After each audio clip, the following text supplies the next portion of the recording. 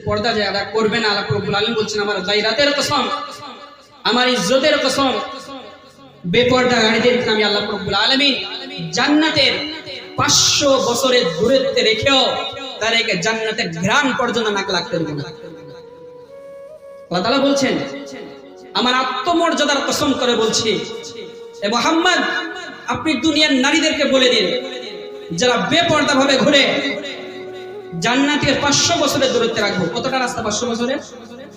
খুব কাছে হবে নাকি এখান থেকে পাতুরিয়াপাড়া? 500 বছরের এখানে নয়, 500 বছর কেউ বাঁচবেনই না। তাহলে কতটা রাস্তা হবে? তা আবার কিয়ামতে 500 বছর, দুনিয়ার নয়। তাহলে সেই 500 বছরের দূরে রাখার পর আল্লাহ তাআলা বলছেন তারপরেও আমি জান্নাতের ঘ্রাণ লাগতে দেব না। আহারে নিজেকে কি করি আপডেট করতে গিয়ে এতটা আপডেট না করে ফেলি যেন ইসলাম থেকে